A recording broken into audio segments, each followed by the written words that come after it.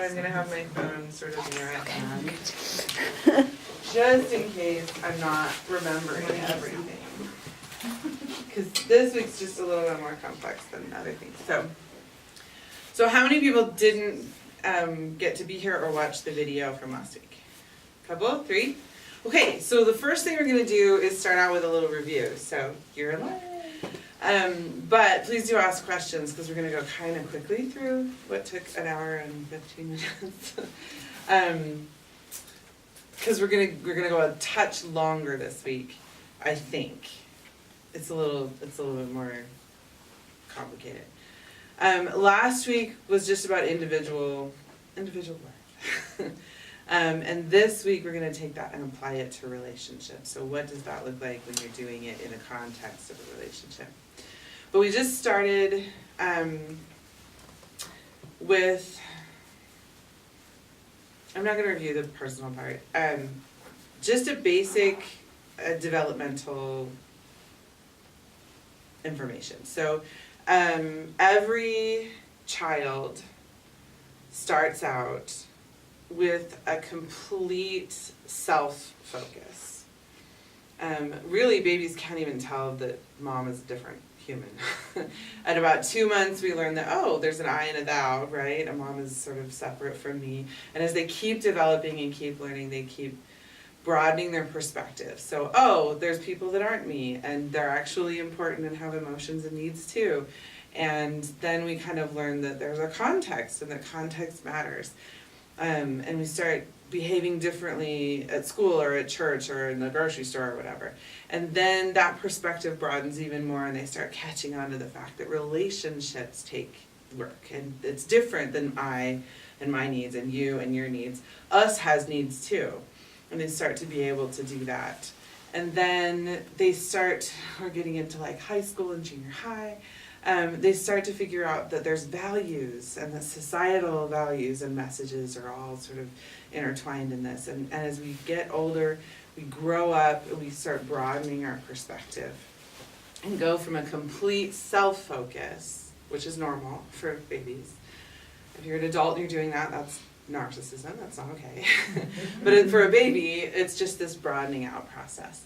As an adult, the real thing that we struggle with still, we might have figured out how to have an integrated focus and factor in all of those things, but when we encounter things that are full of fear or pain or shame, the natural thing for us to do, our brains are wired so that we go right back to seeing only ourselves, focusing right back on ourselves. And that's self-preservation, basically. It's a good thing, because when the bear's running at us, we don't need to solve world hunger. We need to take care of ourselves. Fear is a trigger for that. The problem as an adult is that life becomes more and more complex, and the key is to learn to, in the face of, and our fears aren't really a bear, but when we encounter fear and pain and shame, to be able to maintain that broad focus, that integrated focus. So I'm still important, you're still important, and I can factor in all of these other things, including values, when I'm in the throes of fear and pain and shame. That's our developmental process. Paradoxically, the same infant who is completely self-focused, it's all about me, the whole world revolves around me, I'm the most important thing in it, there isn't really an I. There's no me. So what we brought with us has been cut off by the veil. I still am that, but I don't have access to it. It's a part of me, but I don't have it as a self-concept to use. And all of our self-concept comes from the reflections we see from other people. So other people and how they respond to us, it tells us where we belong, it tells us how loved we are, whether or not we're connected. That's a good thing. It builds families and societies really well. But it also, as we grow ourselves up, we need to start developing an inner self that doesn't depend on what other people are thinking about us or how other people are responding to us. That core sense of self is, as we grow up, hopefully get stronger and more distinct, And when 2-year-olds, mine, no, I'm gonna dress myself, like that's the beginning of that, right? But we need to also get our worth not from other people, and we start to transition to having an inner sense of worth. So not just a sense of who I am, but that I get my worth from inside factors instead of just reflections. That's really difficult as an adult. It's super difficult as a teenager. And that process is super important. So as we grow up, we do that. Okay. So then last week what we really talked about is it sounds really cool, but how do you actually do that? How do I grow this strong sense of self, and how do I get my worth not to be from everybody else or every circumstance that I'm in? And we talked about how there's 2 factors that come into that, sense of self and a sense of self-worth. One is that there's a core self that we've brought with us, that every single little infant has. They're precious and they're beautiful and they're amazing, and they didn't do anything to earn that. That's just part of being human. And one of the things that happens to us is that as we start out as this precious, amazing infant, we start getting messages about ourselves, we start encountering things that are traumatic or difficult, and all that sort of becomes crusty, yucky, gunky stuff around that core. And so by the time we've gotten old enough to question the things that are, the messages that are coming at us, we've already got all this buildup of expectations and the little traumas and big traumas and stuff that interferes with our connection to our own core sense of worth. And so part of our job now, the quest, the thing that we need to do is to find a connection with that core, even though it's hard to see, even though it's difficult to be in contact. As an adult, as a teenager, all that gunk is difficult to get through, but it's so important. And I know that from the gospel perspective, we talk about how, and I really believe this, that Heavenly Father loves each and every one of us, that our worth is inherent in us. We talked about being redeemed as is, like our Heavenly Father knows about us, He knows about the core, He knows about the gunk, He knows about all that stuff, and loves us anyway, and redeems us anyway. And He's not going to send us back, right? Like we are, as we are, enough. But we're in process, and that's okay with Him too. That's really important. It's interesting to me that, so we have 3 gurus that we're taking today's information from. One of them is Brene Brown, and her research into this is really interesting because she's a shame researcher, and one of the things she found that there's 2 main factors for people who are resilient in the face of shame and pain and fear. And one of them is that these people believe that they're worthy of love and belonging. And I just put that together and went, oh, they found their core. They did it. Like those are the people that are really resilient, is the people that can find and get in touch with, get through all the gunk, and really feel that sense of worth. I am worthy of love and belonging. Also, that there's nothing that can take that away from you or break it. No matter who hates me, no matter who doesn't stay around, no matter who betrays me, like nothing that somebody else does or says can ever have any impact on that. It's completely resilient. It's also resilient to my own stupid choices. I can do a lot of really dumb things. I can't break that worth. I am still human. I am still a daughter of my Heavenly Father.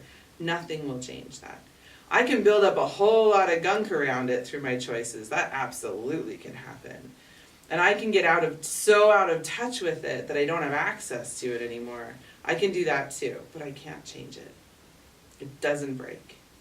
And that's a really, really important thing. So one of the things last week is we had a challenge to say, go on your own journey, find that connection, figure out how to get through all that gunk, and really feel that sense of being worthy of love and belonging, that worth that came with you. As a baby, you had it. It's still there. It hasn't disappeared. So that's one source of that sense of self and that sense of worth. The other source, incidentally, the other thing that Brene Brown says makes us really resilient is a connection to something larger than ourselves, spirituality. Religion helps, or not, but but that deep connection to something larger than ourselves is also something that makes us super resilient to pain and shame and fear. Cool. we got it. We got those two. We figured it out. Thank you for the church. Okay, so then the other thing that helps us with this core sense of self and this core sense of worth that comes from inside, not from outside reflections, is self-respect. And we kind of have to earn that one. So, and there are people who are like, I demand that you love me and respect me, and they don't really get the fact that, yeah, you do have a core sense of worth and everybody needs to respect that, but I don't have to tell you you're wonderful. Because if you're not being wonderful, I'm not going to tell you that. They're not the same thing. These are separate things. So then also we talked about how do we develop that inner sense of self and make that stronger, and how do we have our worth come from the inside, which, again, sounds really simple, but isn't simple at all. And we talked about the things that get in the way of that. And we used Jung's idea of a swamp to sort of symbolize the pain and the shame and the fear that we all get into or try to avoid. So if I'm confronted by my own, whether it's coming from the outside or the inside, pain, shame, and fear, sometimes that's so intense, I can't even handle it. I don't want to handle it. I don't even want to look at it. I don't want other people to see it, certainly. And so there's things that we do to protect ourselves from having to go into that swamp. One of the things we do is hide. That's my favorite. We all do all of them, but that's my favorite. And in the process of hiding, a lot of times we do things that kind of take the edge off. And you can have a little time to think about this, like yell them out. What do we do in order to sort of numb and hide from those feelings when they come up? Eat ice cream. Food. Yeah, absolutely. That's just about any screen time, movies, Netflix, Yeah. video games. Yeah, that's really effective numbing. Doesn't make it better though, but it works. Like it takes that edge off. What else do people do? Doesn't have to be you. Be busy. Yes, people get really busy, and that kind of helps. And I'm just so frantic that I can't even think about my pain and my shame and my fear.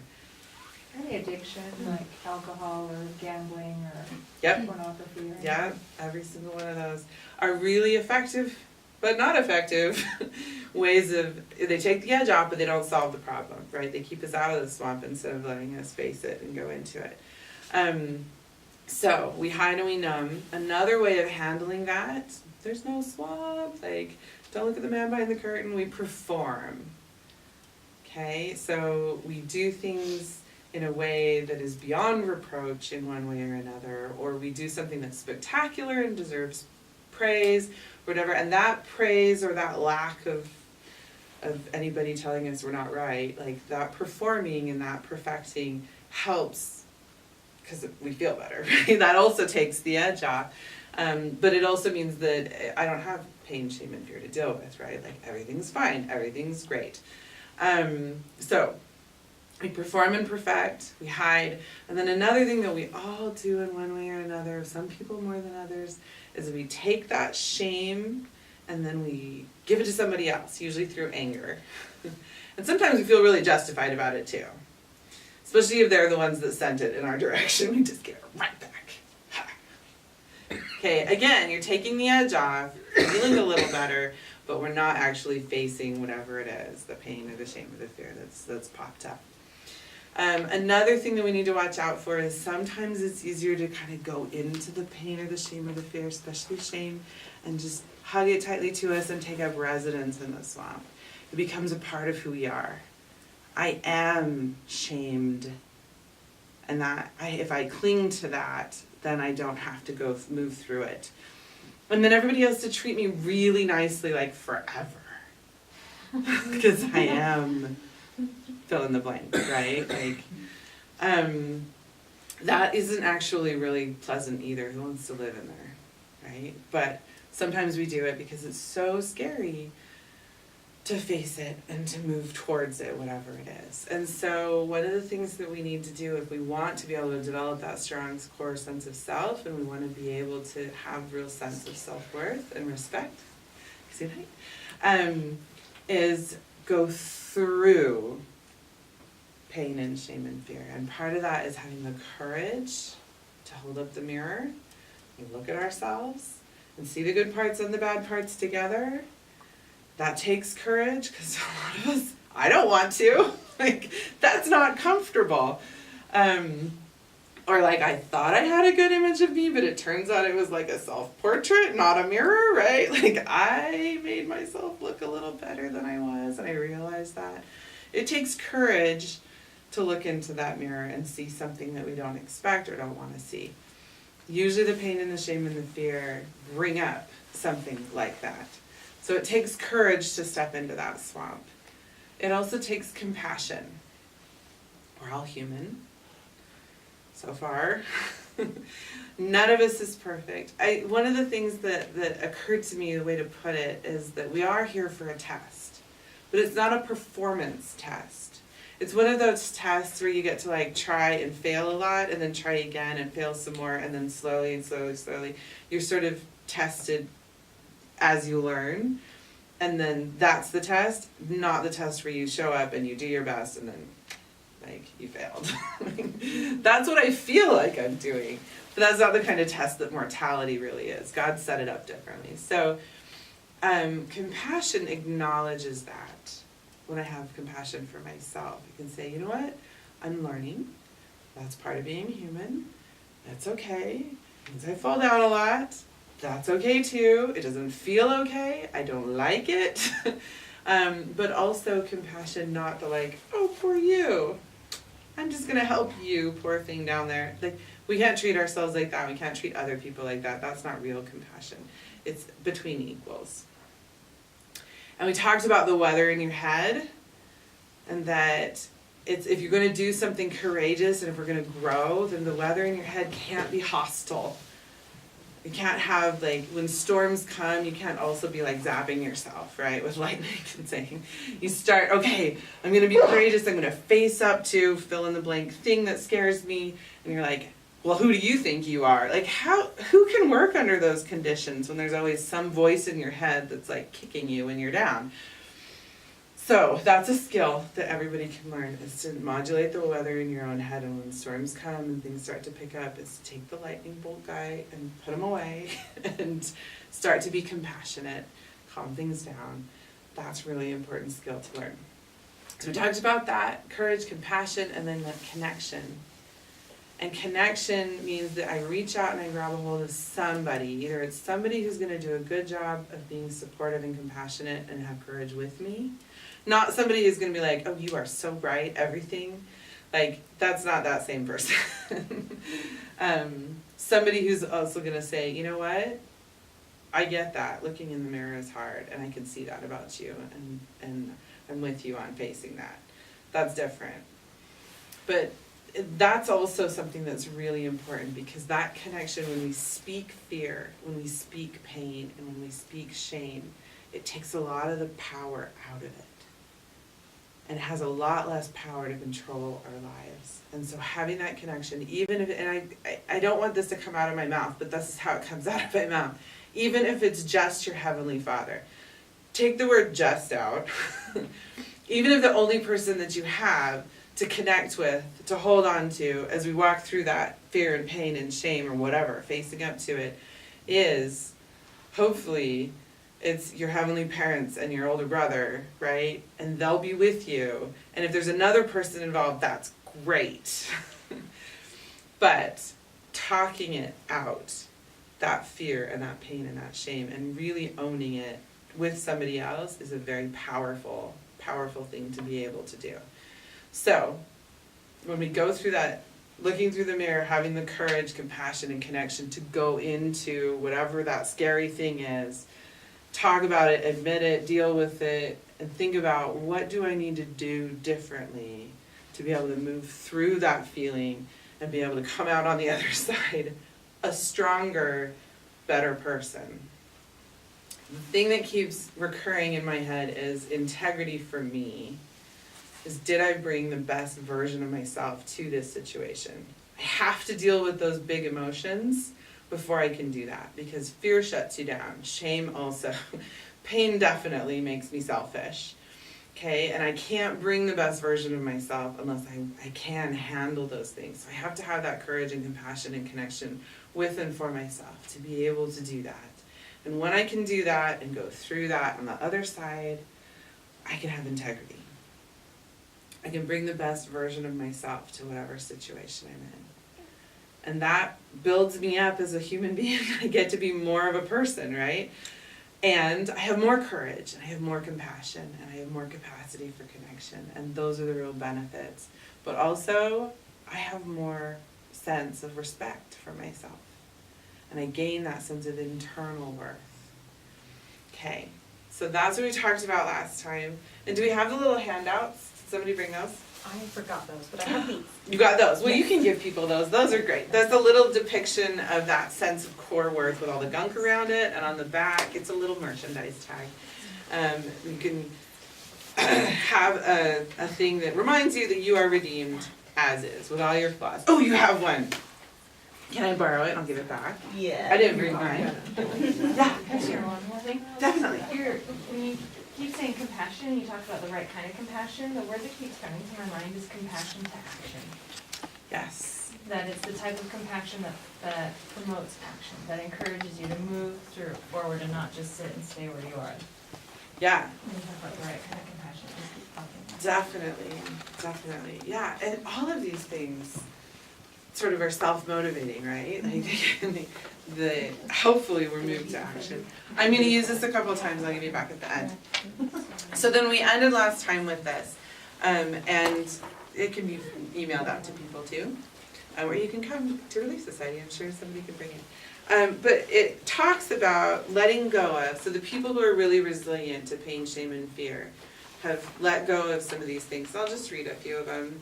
Letting go of what people think and replacing it with cultivating authenticity, right? Letting go of perfectionism and cultivating that self-compassion. So this gives you sort of, if I find that I look in my mirror and I find myself caught up with some of these things, then there's a corresponding thing to work on. Because life isn't about what you don't do, right? And if I just beat myself up for doing these things, that's not really actually going to help. So this is the thing to cultivate instead that'll help me to overcome whatever it is. Are you using some copies? Yeah. Oh, that would work. Yeah, that would be great. Okay, so then you all have that to look at. And that was last week. So you just got your little review. It took a little longer than I thought. But any questions? Okay, what we're going to talk about next is what if I do that in the context of a relationship? Okay, so and I'm following my outline because I don't want to forget anything. Okay, I think one of the most important things that we can do to make this really understandable is just use an example. I'm not going to go on and on about how this isn't me. This isn't me. I have my own problems, but this isn't me. It's hypothetical. Okay, so once upon a time, there's me, and I got married, great, and we're going to be a little stereotypical, but I think it's okay. It's going to be okay. And we were in school, and we had some kids, and then we're out of school, and my husband gets a job, and he's kind of in the business world, okay, and I'm at home with the kids. This is sort of, churchy, right? I'm at home with the kids, and I'm taking care of small children while he's off doing work. And I realized that over time, what's happening is that my body's been changing and all my good clothes don't fit anymore. They got worn out or they got spit up on. And so I'm feeling more and more frumpy and yucky. And I don't like that. While I'm watching my husband, who gets nice clothes because he has to have them for the office. Okay, and I'm also feeling more and more isolated. Little kids will do this, right? But also not as connected to him while he is going out to lunch twice a week, because you have to kind of do that as part of the office culture. If he wants to move up, he's not making a lot right now, but if he wants to move up and make more money and be a partner or whatever, he's going to have to network and he has to go and participate in all of these things. So he has to go out to these nice restaurants. And I'm at home eating peanut butter and jam because we don't have the money. We have student loans and we have little kids and all these obligations. And I kind of watch that process and think,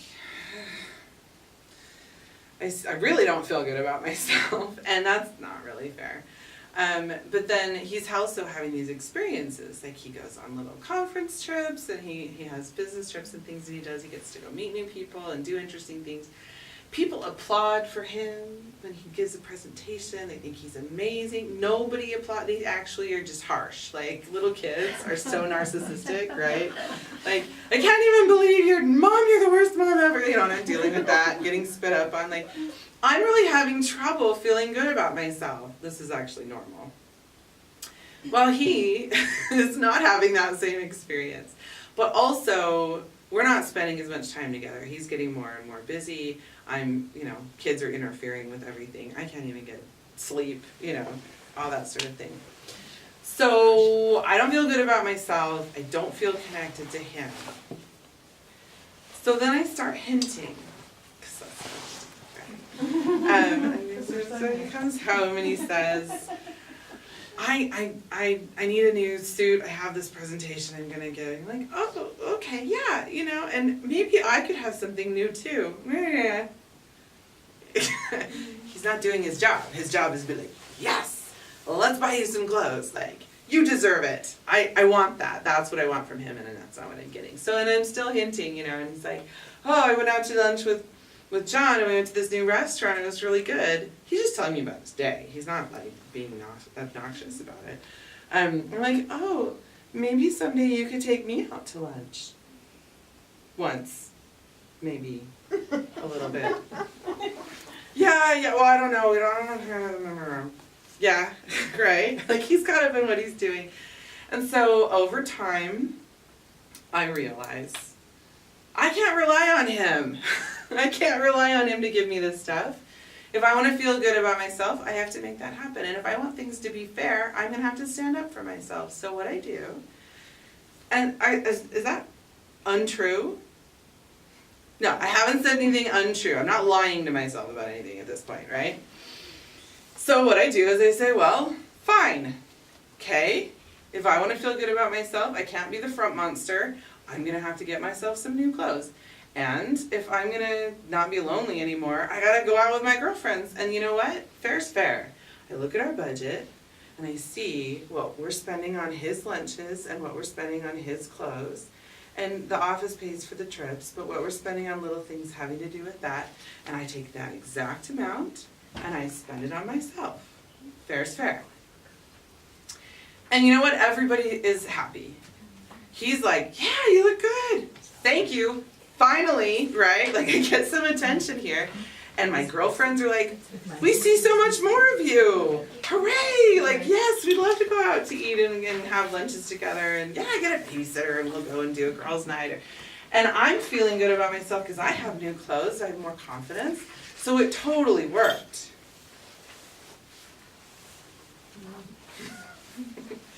Except that where's it coming from? Outside, okay. So I fixed the problem, sort of. Except that my husband is a wonderful person, and he's so excited about this, and he's like, oh, awesome, we're not scrimping and saving anymore. Has our financial situation changed? No. But he's like, yes!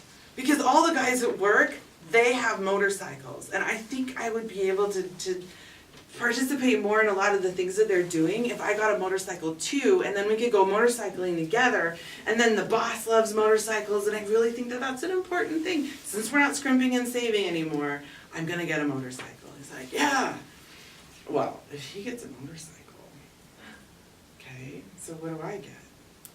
I don't know, but whatever it is, it's gonna be exactly the same worth. Like, the amount that he spends on that motorcycle, you better believe I'm getting myself whatever it is. And then if that happens, then he's like, oh, I always felt really fulfilled when I used to, I skied growing up. I think that's a really good thing for me. Exercise is important. And that's just work is so stressful that I just really, really need to take up skiing again. Can you take baby skiing? No. No. It's not really a good idea. Some people might do it, but it's not something, okay, so we have little babies. So he takes up skiing, and I'm like, great, now you're spending less time with the family, and there's lift tickets, and there's transportation, and there's equipment, and so what am I gonna do in response? Well, I'm frustrated because he's spending less time with the family. Valued, and this is my way of valuing myself. What else? Anything else? Those are the two big ones. Okay, so I'm worth it, and fair's fair. Is that untrue? We're still in the land of truth. Like it's true. And he wasn't doing his job. There's the other one. Like as my husband, his job is to take care of me, and if he's not gonna do it, somebody has to. He's not doing his job. Fair's fair. I deserve it. Again, all of those things are true. Okay, so then what happens next? You're in debt. Yeah, the debt starts to grow. Big time. Motorcycles, skiing, big time. The debt is just ballooning. What happens then? More stress. Stress. There's a lot of stress that comes Blaming. and blaming. Okay, so arguments start to happen. And when these arguments start to happen, they get kind of intense. We used to kind of argue and disagree about money, but now that blaming starts to happen, and we're sort of poking at each other's sore spots, okay? We're not being nice when we argue anymore.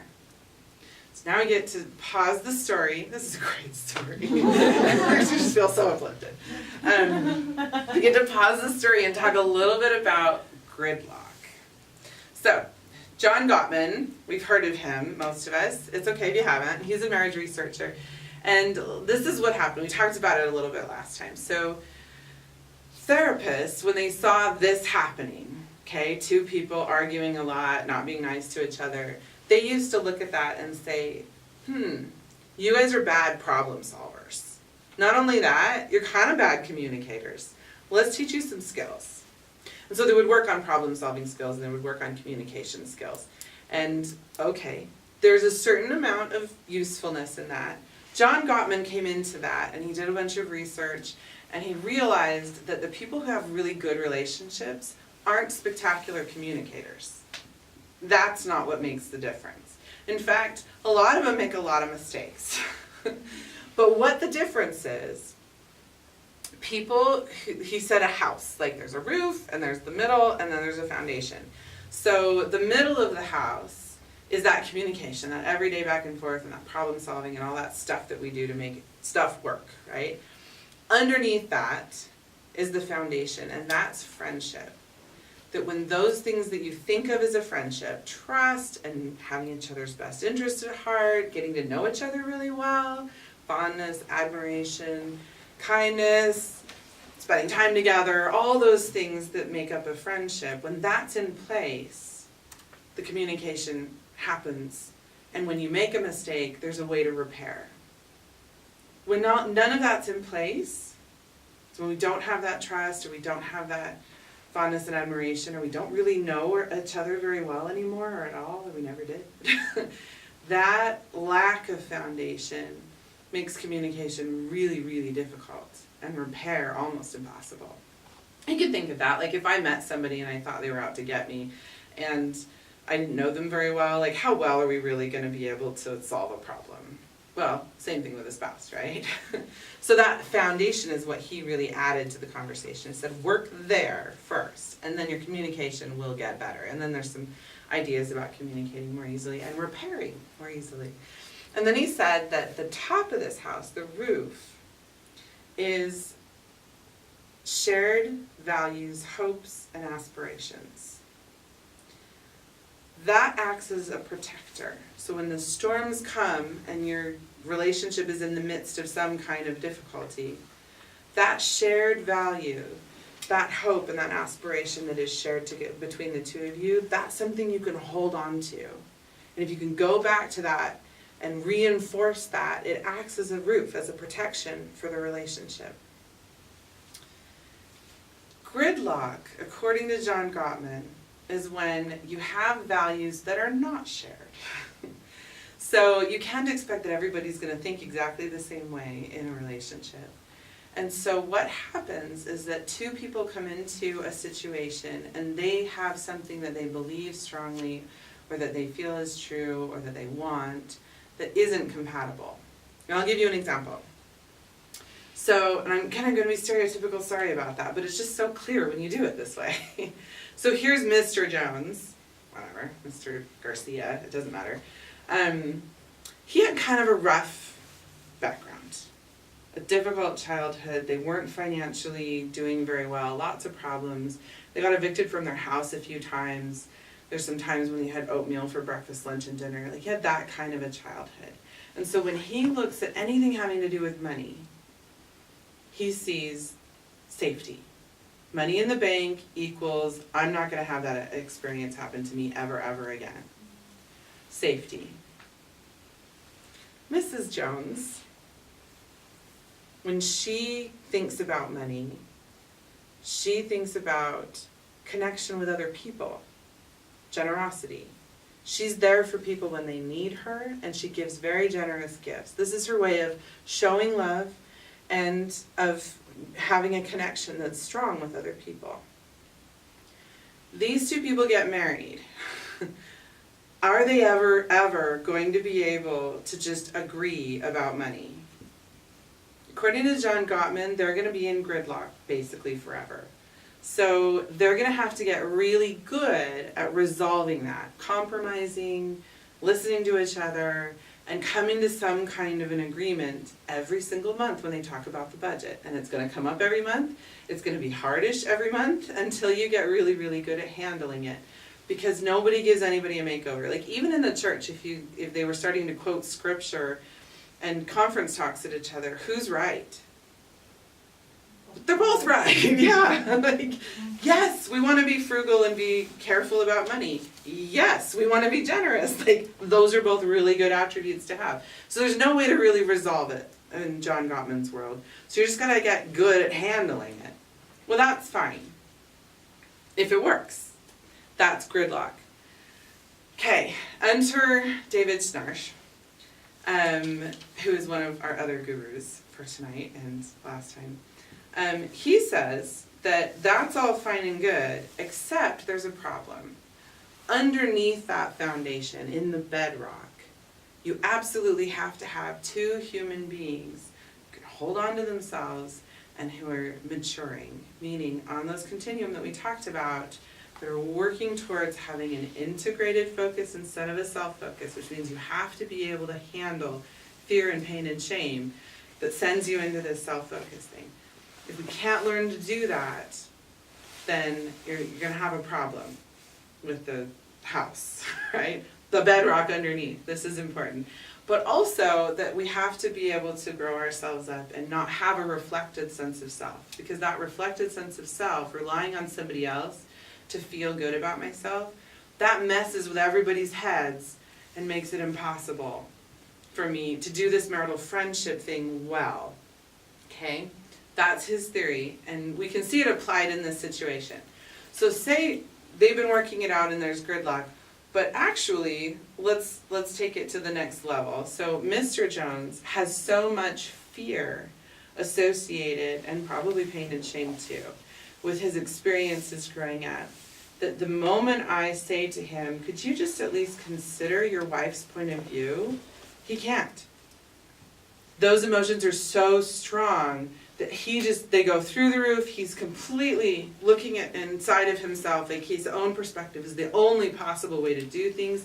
He gets mad, he blows up, he has to protect this because there's so much emotion associated with it. And we can kind of get that once we understand where that's coming from. It kind of makes sense. It's also really counterproductive. But over here, it can be the same thing. So if she has this need for her generosity to result in connection, if her sense of self and being a good person is so intertwined with this, that she doesn't, to ask her to stop giving to people would invalidate her identity and break up all of her connections with other people. That's terrifying. We as humans are wired to need love and connection and belonging. That's really scary. you're asking way too much, and there's no way she can relinquish that. So if you have people that are caught up in these things, then you can't, Gottman's vision isn't going to work out because he can't even talk about it, and she certainly can't give in, okay? Because it has a direct impact that's so powerful. There's no way for them to get out of this. That's David Snarsh, his idea of what gridlock is. The only way out of that gridlock is for both of them to grow themselves up. Not in a mean way, but literally to move themselves along this continuum and keep working on that. How do I handle fear, pain, and shame so that I can actually have a broader focus? It's necessary. It's not just a nice thing to do. If I'm going to relate to other people and be in a close relationship, I have to. And the same thing, how am I not going to have a reflected sense of self? How am I going to gain a core sense of worth that's resilient enough to handle other people not being grateful to me and not being able to give them what they want? How do I do that? How do I get to that point? And you can see how if they're successful, it fundamentally changes how they relate to other people. So if he's successful, he's not ruled by fear anymore. And he can make financial decisions that might actually be even better than what he was trying to do in order to protect himself. And you can see how if she changes the way that she feels, then these gifts and this generosity becomes something that she can actually give freely without expecting anything in return. And the feeling, the flavor of it absolutely changes, and those connections can actually deepen. She can also take a look at the situation a little more objectively and maybe say to those people, I understand that you want this and you want me to bail you out, but that's not the best thing for you to do. I can't, in good conscience, do it. I will help you out in these ways, but I can't give you any more money if it's supporting an addiction or, you know. And then they're going to get really mad. And then they're going to cut off the connection. And then all these things could happen, but then she also has this sense of, I'm doing the right thing, the best thing for them, which is very different from, I have to do it, I have to give. That's a very different feeling for her and for them, right? Okay, so, gridlock. Back to our hypothetical. Here I am, we're in gridlock. I can see what's happening, things are getting out of hand. So what do I have to do? Well, the first thing I try to do is get him to change, because he's the problem. We discussed this, right? Fair's fair, he's not taking good care of me, I deserve it, he needs to change his behavior. So I sit him down and we have a chat. How does it go? No. Not great. He's got his own stuff, okay? And he's not going to give an inch, right? He's really enjoying this. And so was I until, horrible fights started happening. And it's necessary. He has his own messages, right? Like, I have to do this for work. I can't believe, if I don't calm down, and rehabilitate myself through skiing on the weekend, what's going to happen? I don't know. So we have that conversation, and I try and get him to change. If you change, I'll change. And it doesn't work. Of course it doesn't work, right? Well, sometimes it does. Wouldn't that be great? End of story. We're all happy. Okay, in this case, it doesn't work. Well, what if we change the circumstances? What if I won the lottery? We now have $1 billion. All the debts are paid. What's changed? Nothing fundamental. So it's decreased some of that tension. The debts are paid. The tension's gone. But what do I really want? I want a connection. Is that going to facilitate connection? Not really. You can take 100 trips to Barbados and it's really actually not going to facilitate connection. Especially if you've been fighting like that. You'll feel better. It might be a great experience, okay? But it's not going to actually change some of those fundamental things. What else did I want? I wanted connection. Recognition or appreciation. I wanted to feel good about myself, right? And it kind of worked, but here's a secret that the researchers have found. All of the outside reflected, you're an amazing person stuff doesn't fulfill us, which is why we keep seeking it forever, right?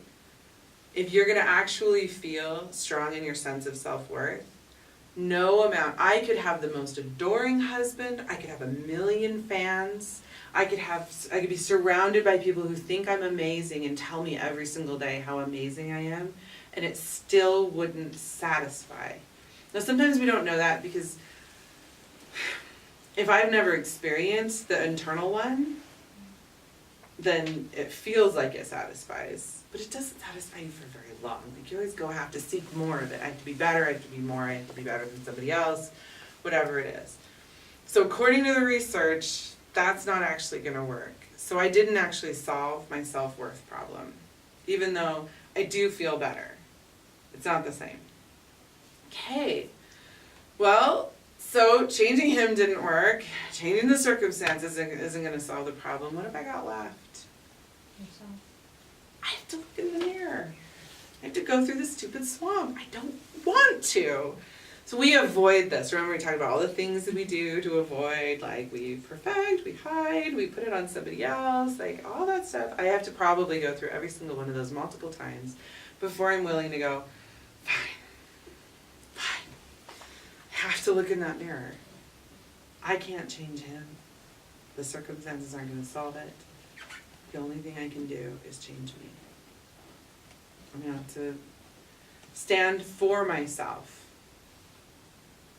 with myself. Okay, so let's talk about what this looks like. Because sometimes we think on the outside it feels like me approaching him and saying, I'm standing up for myself, you're a complete jerk. No, that's not it. That's not what that looks like. That's what the world kind of does, and it's kind of exciting. You put it on TV, way more exciting than the real thing. Okay, this is not the exciting part. Look, I've gotten so far without looking at my feet. So impressed. Okay, so blah, blah, blah, blah, blah, blah. Oh, this is the part I keep forgetting and why I have this. Okay, so me avoiding it and me doing all of those things, me numbing and me being perfect and performing and me putting it on somebody else and getting angry, all of those things are dirty pain. Me looking in the mirror and moving through the swamp and standing up for myself, with myself, that's clean pain. Clean pain is like getting surgery. It helps you heal, it helps you grow. Dirty pain is all that stuff we go through that's really resulting in a lot of painful stuff, but it's not helping anything. It's actually moving us backwards. That's dirty pain. It's horrible. Clean pain is almost intolerable. Dirty pain is completely intolerable. So if I find myself in not seeing the difference in my own life, sometimes it helps to be like, okay, is the pain I'm feeling, is this dirty pain or is this clean pain? Is this going to help me grow and move me forward? Because walking into that swamp is painful. It's not easy. Okay? Am I being courageous or am I really just still hiding? Okay? And keeping that difference in mind is really important. So remember we talked about integrity being, am I bringing the best version of myself to this situation? So that's actually just what I have to do. And keeping in mind that compassionate part of it. I might be failing miserably, but if I'm bringing the best version of myself to the situation, I deserve my self-respect.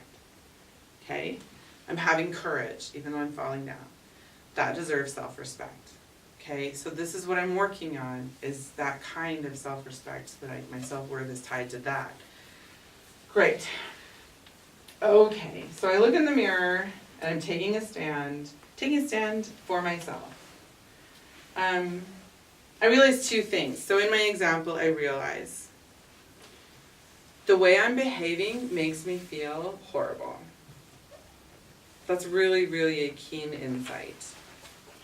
When I huff around the house and yell at my kids and stay angry for days, I don't feel good.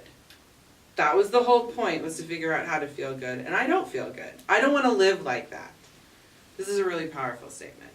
I don't want to be that person. when I'm fighting with my husband and I'm begging and I'm whining, or I'm punishing and I'm withholding and I'm manipulating, I don't want to be that person. This is my choice right now. I'm choosing not to be that person. And it's up to me. But here's a really key thing. What am I going to do instead? Like, it's not about not doing something, it's about what I'm going to do instead. That's the hard part, and everybody's different, so I can't really tell you what that would look like for you, so think of it for a second. What would I do instead? Because I guarantee you, if you plan on him saying something exactly like he said last week that was so hurtful that you cried for 3 days, it's going to happen again. Okay? So if nothing changes, how am I going to respond to that in a way that I can actually respect for myself? I'm giving you a hint, slapping him in the face is probably not it. It's very tempting, but that's not it. But what am I gonna do? And again, all personalities and situations are different, so I can't tell you what that would look like for you. But for me, I would probably choose and say, I'm just not gonna fight. I just can't. I'm just gonna be quiet. And if I can't be quiet, I'm gonna leave. Not leave the marriage, just leave the room, right? Like, I'm just gonna walk out of the room and be like, I can't fight with you. I choose not to. I'm just gonna take a break. That sounds so simple. Is it simple? Is it easy? No, because I have fear and pain and shame, and I have reactivity, and I don't like being yelled at or told whatever. Okay, so I have to find a way within myself to do whatever it is that I decide to do. So I'm not going to live this way. I'm not going to be this way. I'm not this person. I'm not an angry person. I'm not a mean person. And I'm going to stop being angry and mean because it's not who I am. I just can't live with myself if I do that. It's all on me. It's all about me. It's not even narcissistic saying that. Okay, this is what I'm going to do instead. I'm going to try it. Okay. And then there's another part of the situation, which is the financial stuff. In order to respect myself, I have to stop. As good as it feels, as much as I really rely on that, people telling me, you look so good, oh, it's so much fun to be with you, I have to stop. So again, every situation is different, and for some people it would be, I'm going to go get a job, but then it wouldn't be that I have to stop.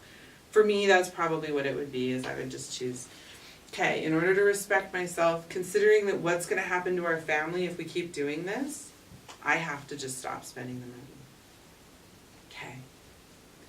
Can I do that? Well, that means that I have to look at myself in that mirror every single time I'm at the store, in the grocery store, I don't want this thing, and I have to kind of go, if I bring the best version of myself to this grocery store right now, would I choose this? And if the answer is yes, great, put it in the cart. And if the answer is no, the best version of myself would say, this is something that we can't afford, then I put it back. And then I have to go do it again on the next aisle and the next aisle, because you have to just, it's the choice over and over and over again, which is exhausting and frustrating, because I still have all those truths running around in my head. I do deserve it. It isn't fair. And he's not taking care of me. All of those things are still true. But if I want to respect myself, I have to make choices that reflect my own values, like my own, what I believe is right. And it looks different in every situation. You're getting tired of me saying this. Everybody would do something a little bit different. It just depends. But whatever that is, that's the choice that I have to make. That sounds great. Well, it doesn't sound great. That sounds like, okay, all right, it's hard, but that's something I can do. What about him? What do I do with this husband? I'm gonna have to tell him. He's gonna figure it out and ask, right? Like, how do I do that? Okay, I'm gonna tell you the answer. You don't have to. I'm not gonna make you come up with it. Here's what I want to happen, okay? He says, hey honey, I've noticed that you've been spending less money, or hey honey, I noticed that you're not being as happy and angry and manipulative and mean as you usually are. I'm so impressed. What's going on? And I say, well, glad you asked. I'm having integrity. That's what I'm doing. And I'm going to really respect myself. At the end of this, it's going to be so great. And he says, wow, That is real moral leadership, and I am so, so impressed with you. Will you please teach me? Show me how to be like you are. Is that gonna happen? No. That's not gonna happen at all. That's what I want to happen. Has anyone ever been to high school? Have you ever seen somebody stand up for their values? We tell them, oh, it's such a good idea, you should stand up for your values. Then what happens? You get teased. The pressure starts. The people are not like, oh, everyone, round of applause for Julia. Oh, I'm so impressed, guys, let's do what she said. That never happens. If it happens, I'm so glad. If it happens in my marriage, that's even more awesome, but that never happens. What happens? People are like, you are such an idiot. Like, that's the message is like, come on. Don't be a fill in the blank, whatever it is. Like, yeah, the pressure starts to mount. Why? Why can't they be like, oh, good for you. Good for you standing up for yourself. They're in the shade. Yeah. Because even if you haven't been critical, standing up for yourself and having integrity, doing the right thing, feels like criticism. They have their own sense of values. They know what's right, and they're like, oh. My friend used to say, pricked in the heart. I don't even know what scripture that's from, but somebody got pricked in the heart in the scriptures. Ah, oh, pricked in the heart. Like, it feels like criticism. So, let's see what it might look like to try and communicate about this change of heart that I'm having without being at all critical. Okay? Usually it starts with, I'd really like to tell you something, and I'd really love it if you could listen. And then I'd like to hear your thoughts afterward, but please help me just like get through this. Okay? Set them up to be quiet. It's hard. He's probably not going to be able to do it, but at least ask, so maybe you can try really hard and be able to do it. It'll help me get through it anyway. Okay, and then do listen afterward. Do your part, right? Okay, and then I say, and this is hard, okay, I've noticed. Basically what I want to say is, any idiot who's been around us for more than 48 hours would notice. I can't say that. I have to say, I've noticed. And then I say the completely obvious things. So, honey, I've noticed that we've been arguing a lot. And I've noticed that we're actually getting into a lot of debt, and that's causing a lot of stress in our family. That's it. Even that's going to be hard to hear. It's just the facts. If you can get through that, great. Blatant obvious stuff. This is the important part. What I want for us, this is really important, and then we fill in that blank. What I want for us is that we are close again. What I want for us is that we feel happy together. And what I want for our family is that we feel like a family. And, okay, so it's okay to be a little tender about that. This is what I want. I think it's usually something that they can sort of sign up for too. But that's not necessary. This is what I want for us. Pretty simple.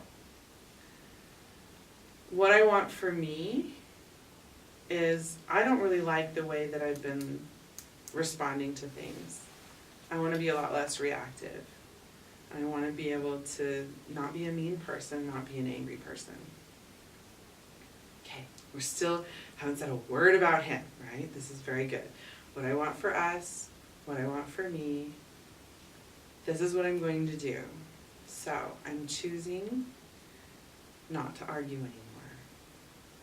If things get heated, if I start feeling like I'm getting out of hand, I'm going to ask for a break.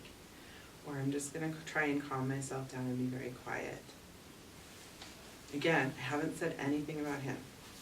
This is what I'm choosing for me. And I also haven't gone on and on and on about how that's the right thing to do. This is what I'm going to do differently. And I've chosen, and then I'd say whatever I'm going to do about the financial stuff. Very simple, very clear. And then end with, I may not be perfect at it, but I'm going to try. And see.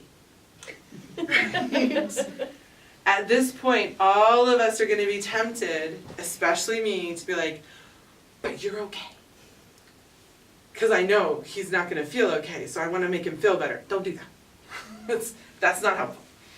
Or, and I'm going to be really defensive about myself and talk highly likely. What's he really probably going to do? No, because remember, if he had the moral fortitude to be that adult, he would have done it by now. I would have too. We tend to marry people who are just right on the same developmental level as we are, which is frustrating because I like to think I'm more mature than my husband. Especially in this situation where I'm the one that did it first, right? Like, I got the integrity first, which means I'm up here. That doesn't help. That's not helping, okay? We're on the same level. Let's just assume that we're all on the same level. So what's he gonna do? He's already been arguing, he's gonna feel the need to look for how this applies to him and to defend himself. Yes. He's already gonna be looking for, how can I make this not my fault? Yes. So he's gonna feel criticized and he's gonna defend and he's gonna, and I have to be ready for that.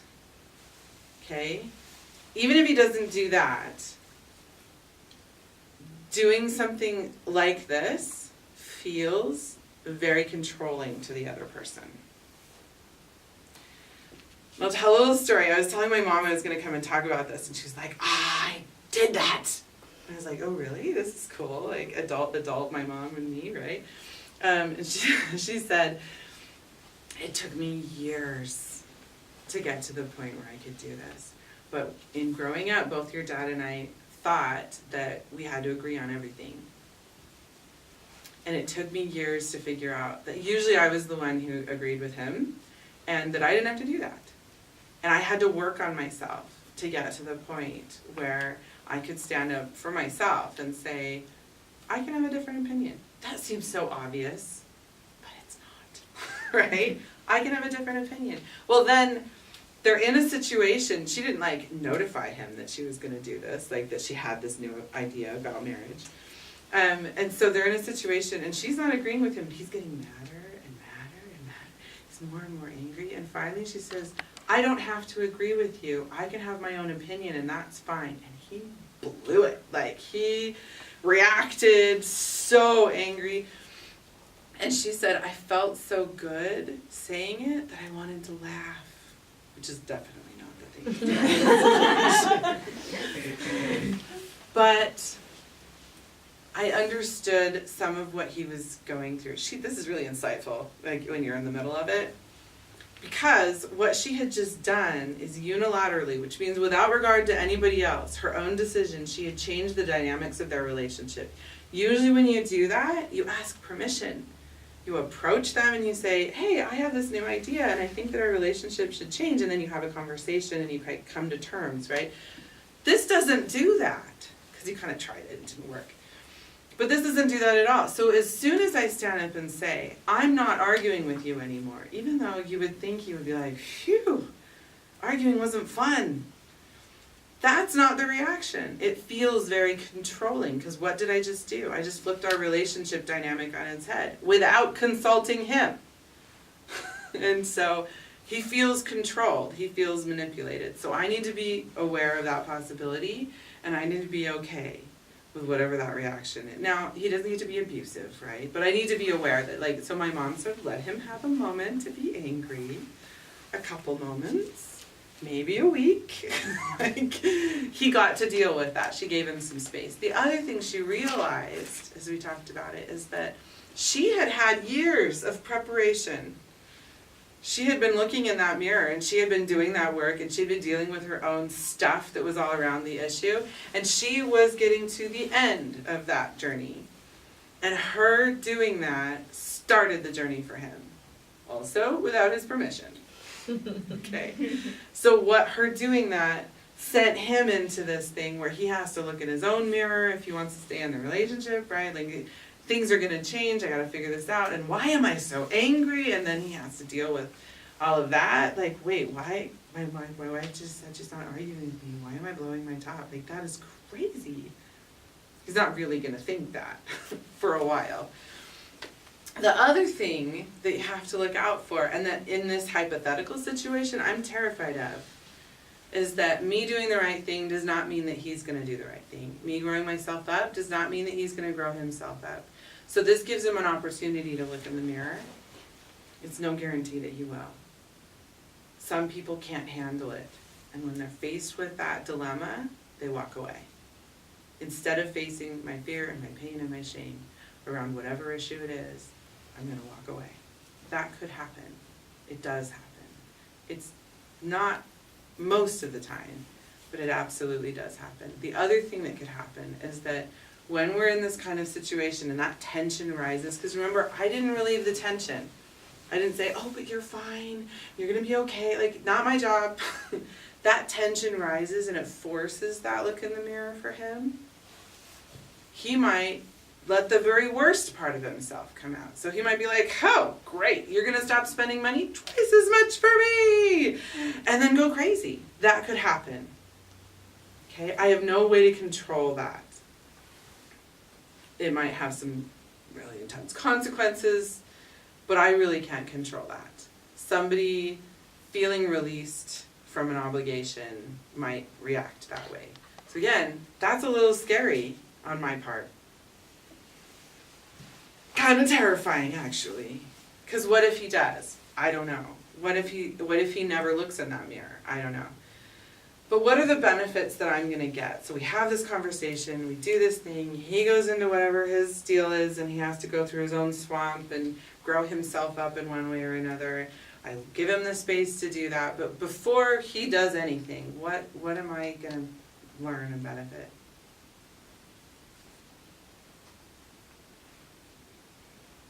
Just by doing it. And sticking to it. You can't just... It's gonna feel good, Yeah, how good, why? because it's coming from in here. There's a certain amount of like myself just grew. My connection with my own self is stronger now. I know myself better because I just stood up for myself, whatever that was. That picture becomes more clear. And that feels really good. What else? And self-respect. I do gain some self-respect. If I can follow through on this, then that sense of worth that comes from doing what's right for me, not what other people think is right, but what I think is right, that gets stronger. Absolutely. That feels really good.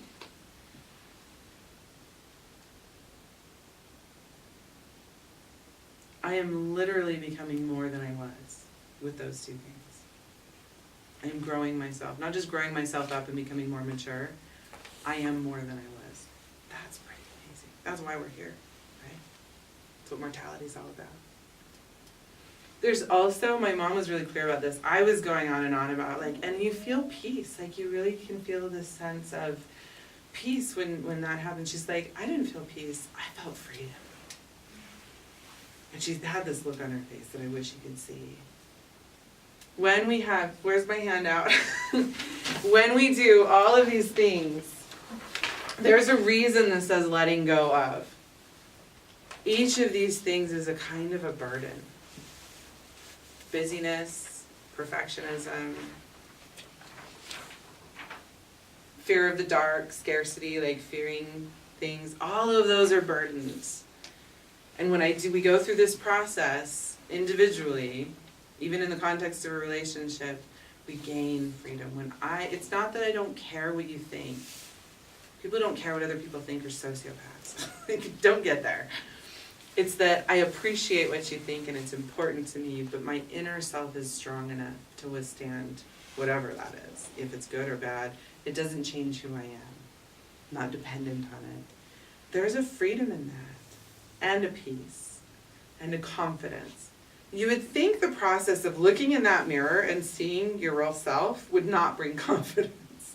I don't feel like it does sometimes. But as we keep going through this process, of course it does. Because I'm more and more the self that I want to be. So as I look in that mirror, my own mirror, I gain confidence. Self-respect, yes, absolutely. The other thing to remember is that there's more of me to share with other people. And then I have the courage and the compassion to be open about who I am, which means that I can actually have a deeper relationship with people. And that leads us into, what are the relational benefits if he should be able to look in that mirror and go through this same process? What are the relational benefits? What's going to happen to us?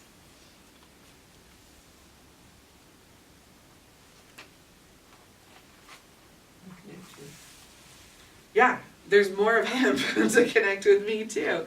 One of the really important things that I did during that time when I was communicating with him is I made sure that I said what I want for us. If I keep it all about me, then that can be really terrifying, because I'm not reinforcing a desire for that roof, that shared values, that hopes and dreams and aspirations. If I don't do that, then I'm not reaffirming the connection between us. But when I do that, when I say what I want for us, and even if it's something simple as, I want us to be happy together again, I'm reaching out. He can do whatever he wants. He may not choose me. But if he reaches out in return, it might not look exactly like what I said, his hopes and dreams and aspirations, but they probably overlap a lot. And we can connect. That connection, that roof on our house gets stronger. Those shared hopes and dreams and aspirations have just been through the ringer. And we know how to hold on to them, and we're stronger and more affirming about what they are. That is definitely going to improve the resilience for our relationship. Absolutely. 100%. Okay, what else? Can I just say one thing that I Yes, thought of when you were please. talking? Yeah. So when you said that sense of freedom, Mm-hmm. so my girlfriend and I have been on a similar journey, but with different weaknesses. And so I would text her when I was having a hard time because I was trying to let go of something. And hers was pleasing. So she instantly felt freedom. And mine was more like controlling. So that was not pleasant to let go of. And I was like, was it really hard for you? And she was like, no, it was so liberating and it felt so great. And I was in this wrestle and it didn't feel, because I didn't know what was on the other side. And so even if it feels hard, doesn't mean it's the wrong thing, just means it's so integral and it's difficult to completely change your lens. But that's not to say that it's wrong because it doesn't feel that sense of freedom right away. Because that will be one journey, but the other journey will be this deep, like, oh, I've got to give up like my favorite weakness. And that can be really, really hard. Oh, absolutely. So, Well, it's my crutch. It's the thing I've been relying on. It's making me feel better, and it's, yeah, and to give that up isn't, that's scary. Yeah, thank you for emphasizing that. So another thing that happens when we go through this process, and if he does it too, is that we've chosen each other, which means that our trust moves from the kind of trust you have for somebody because you really like them, which is fine, to this tested trust. Kind of like, and you hate to use this metaphor because it's not quite the same and blah, blah, blah. But when people in the military go into battle, I've never been in the military, so I don't know what I'm talking about, but I hear that there's a trust that develops between people who've been through really difficult situations and had each other's backs in that situation and chosen each other rather than themselves. That trust is tested and tried, and it's strong in a way that you can't duplicate. Well, going through this process is actually kind of like that. We've both been through a really difficult thing. We've chosen each other. We've both made sacrifices and shown up for each other by showing up for ourselves first. And through that, our sense of trust becomes something different, a stronger, deeper kind of trust. Absolutely. I just don't want to miss any. Oh, respect. Dr. Snarch tells us begrudging respect. And it's not really that they don't want to respect you, but really honestly, when your partner stands up for themselves and has that kind of integrity, you kind of have to admit that's cool. Eventually. And wow, like that takes guts to stand up to yourself, for yourself, and say, this is the right thing and I'm going to do it. That's worth respecting. And so we gain a respect for each other that's actually pretty intensely cool. That's earned. Not just for myself, but for my partner. Because as I watch him go through he calls it the crucible. And I think that's actually very apt. As I watch him go through it, and I have empathy for what he's going through because I just had to go through something very similar, I can really respect him making those choices and deciding to go through his swamp and all of those sorts of things. Watching that gains us respect for the other person. It also deepens our capacity for intimacy between ourselves. Okay? And that's all kinds of intimacy. I have more to give because there's more to who I am, but I also have this courage and compassion that allows me to be vulnerable, maybe in a way that I've never done before. And sex gets better. Just gonna leave that there. If you want to know more about that, they're thinking of having me do a pornography talk, and I'll talk more about why that is. In a good way. Appropriate for 11-year-olds. Still thinking about that. Anyway, that deepened intimacy is reflected in the bedroom as well, which is awesome, right? Okay, so I want to finish by saying that I really honestly, this has been one of those things that has occurred to me and been very clear. I think Heavenly Father did it on purpose.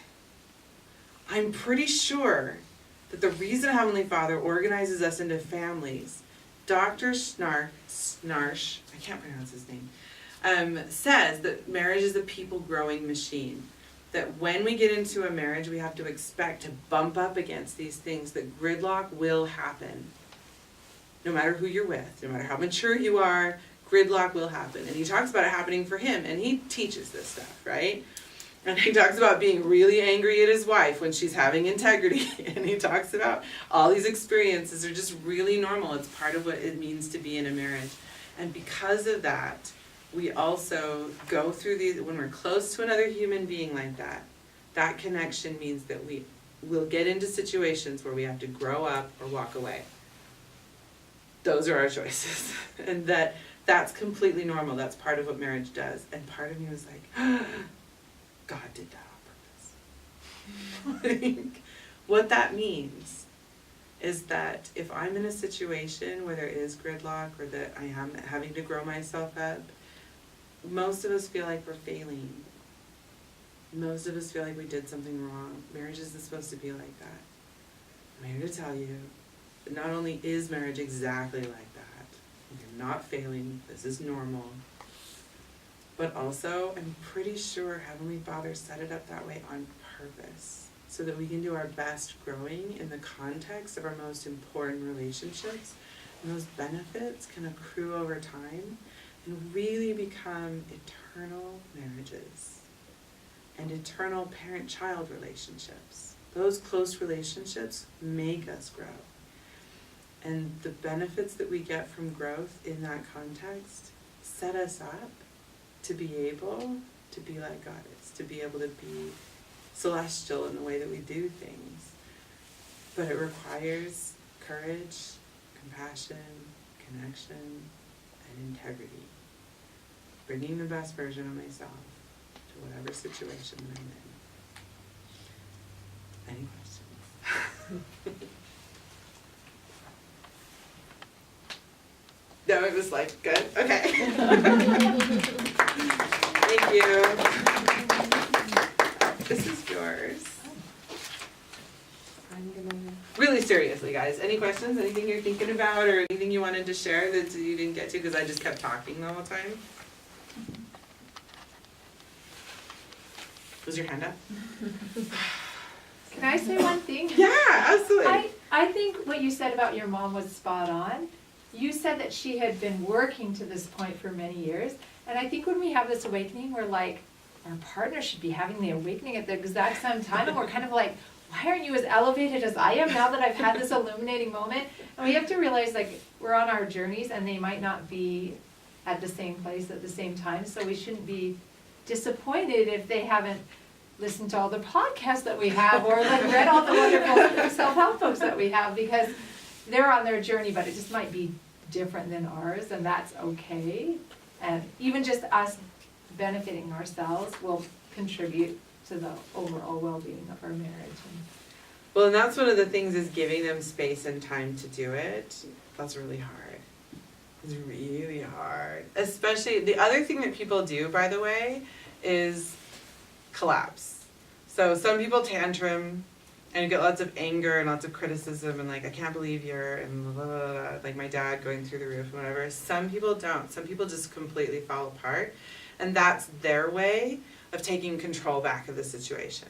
So my husband, instead of getting mad at me, he might just completely be like, you're right, I'm the most horrible person in the world. And I need to cry for 3 days. I can't even go to work. This is so distressing. And what does that do? Makes you feel bad for him. It makes you feel bad, and it brings things back around to the situation where I'm doing the old stuff. So maybe we weren't fighting and arguing. Maybe I was doing a lot of caretaking, okay, or whatever it is. Like, people fight differently. People exert their power in very different ways. And so I need to be able to be strong in the face of that as well. If that's what's happening, and I know that my husband's probably going to just fall apart completely, I need to be ready for that response. And think about what I'm gonna do, and plan for it, and find a way that I can just work on my own stuff and let him do his thing. Because usually they poke and they prod, and if it's falling apart or it's getting mad, and they want to break you. Like, they want you to give up that thing because it's so uncomfortable for them. Your job is to make them feel better. That's what we've been doing. Most of us have this reflected sense of self through our partner. Right? His job is to make me feel good, and he's not doing it. When I take that back and I make myself feel good, then who's going to make him feel good? Who's going to reduce his anxiety? Who's going to pick up the pieces? Like, who's going to, I'm not doing my job, right? That's the other thing that I didn't say, is that a lot of times what happens is that I'm using him and his behavior as an excuse for my behavior. And the reason we end scene is because I've just removed all of his excuses. Okay? I was being financially immature because he was being financially immature. If I grow myself up, he doesn't have that excuse anymore. That's really frustrating. I was being mean because he was being mean. But if I stop being mean and he's still being mean, who's the meanie? Right? He gets to look in the mirror. That look in the mirror is facilitated by me stopping that behavior. So if I give in, or if I try to make him feel better, he doesn't get that look in the mirror experience. But I also 100% cannot be holier than thou about it. Because then I am being mean, right? So if I take away his excuses, I have to do it without any criticism, without any controlling, and without any holier than thou stuff. It has to be completely, I'm simply just doing this. And that it takes away all of his excuses about his behavior, and that's what facilitates the look in the mirror. But you can't do it on purpose. And please, please, please, please, please, don't ever help out by holding the mirror up and pointing out all the different, and let me help you. You do this, and you do that, and you're like this. That has to happen on its own. Like, I can't help that way. That's not helpful at all. Anything else I forgot to say? Okay. Thank you.